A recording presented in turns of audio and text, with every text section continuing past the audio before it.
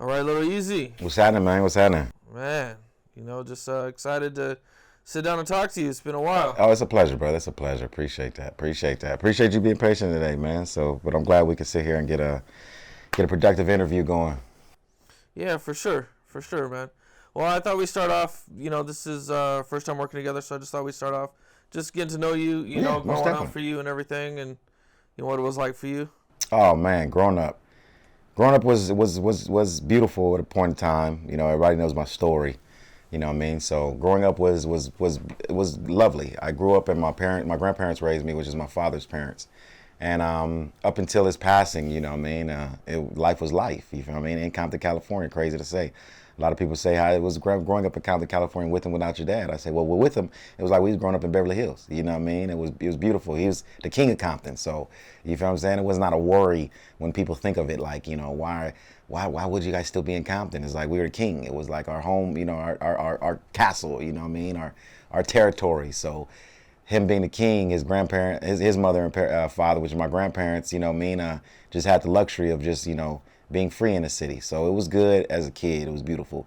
And then, of course, his passing kind of turned you know, a bad switch in my life. You feel what I mean? Of course, with anybody, any kid, you don't wish that upon anybody, but it's kind of the norm in Compton, California. If your father's not dead, he's either in jail, or not present. You know what I mean? We kind of live with the statistic, and it's funny. And I say this because I didn't have a father who was not present. You feel what I'm saying? I didn't have a father who died to gang violence or went to jail. But I sense to relate to every other kid that was in Compton, California, because we all grew up without our father. You feel what I mean? And mine's significantly the way it happened. You know what I mean? Sadly, it's just that. So most of the kids at that age, you turn to the streets. You know what I mean? You turn to gang banging, of course, being in Compton, California, and then you're living with a lot of anger with me. So from that point on, from 11 years old, because my father died when I was 10, April 7th, April 23rd, I turned 11. We buried him April 7th. He died March 26th. We buried him April 7th. April 23rd, I turned 11. So from that point on, I kind of let people know that that's when I kind of went to street life. You know what I mean? Kind of following his footsteps. You hear about him hustling.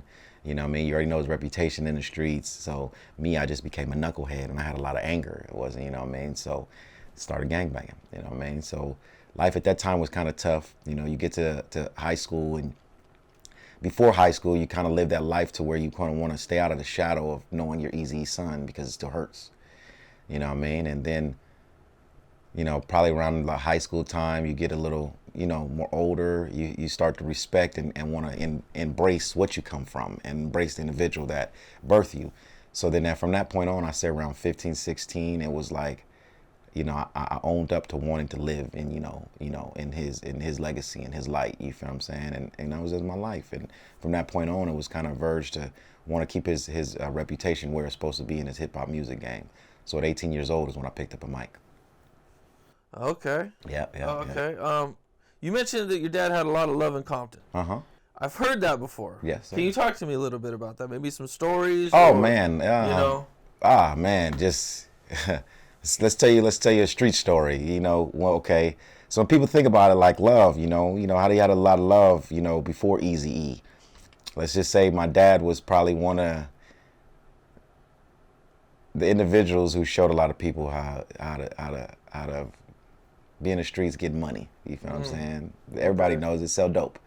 So if I taught you how to weigh up a gram or something like that in that instance, and you made a whole living for it, you feel what I'm saying? Like, you kind of look at that respect of like, wow, he was the first to kind of get us to start making some money. Bad thing as it is, you know what I mean? But it is what it is, We're not going to shy away from the fact he was a dope dealer, you feel what I'm saying?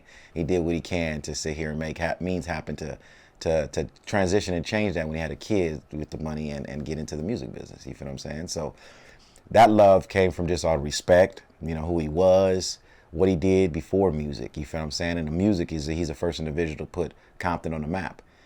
Give insight to the things that was going on wrong in our city with the law enforcement, what was going on in our city with drugs, violence, dope, you know what I mean?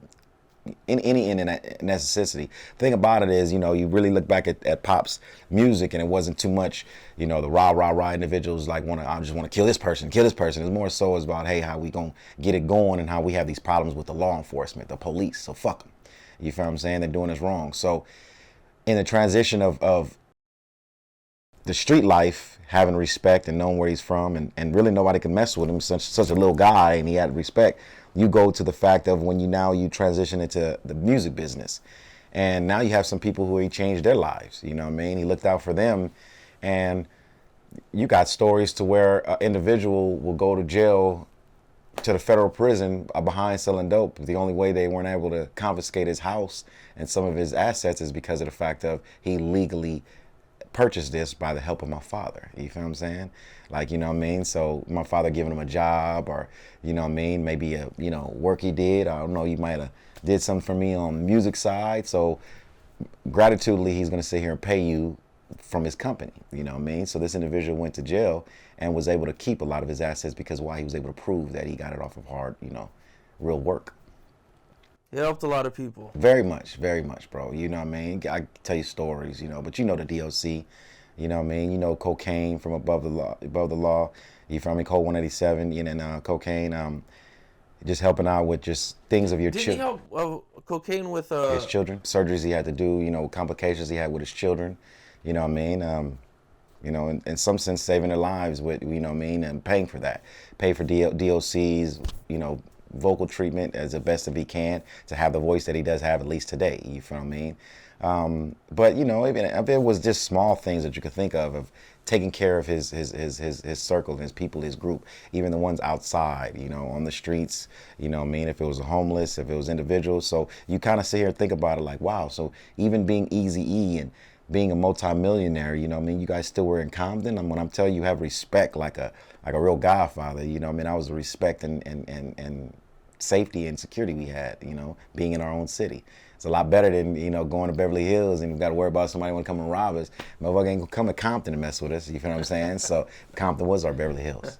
Okay. Mm-hmm. Can you talk about what it was like, what your memories of him were like? Oh, man, my memories of my father range, all the way, man. Give you something off the top, you know what I mean? Usually it's always that soft spot that kind of gets to you, you know what I mean? Speaking of it, but my father was a father, so memories is just, being there for his kids, no matter how busy he got, you know what I mean? No matter how much he had to do or, you know what I mean, the credibility of the individual he was in his music game and reputation, he made time for his children, you know what I mean? And not only his children is, you got to just think about it. A lot of people don't understand. It's like, how did Eazy get to the White House? You feel what I'm saying? It's because of the fact of he donated and did so much for charities and children itself. You feel what I'm saying? So they picked his name out of himself because he was a big contributor to a lot of nonprofit organizations that were for children or helping children, and they pulled his name. And so happened to be it's Eazy.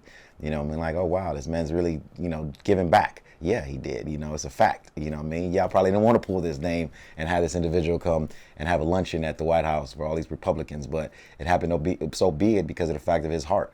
You know what I mean? So when I say he was just like he was a good person, period, and he loved his kids. He loved kids all around. You feel what I mean? We used to go to Disneyland.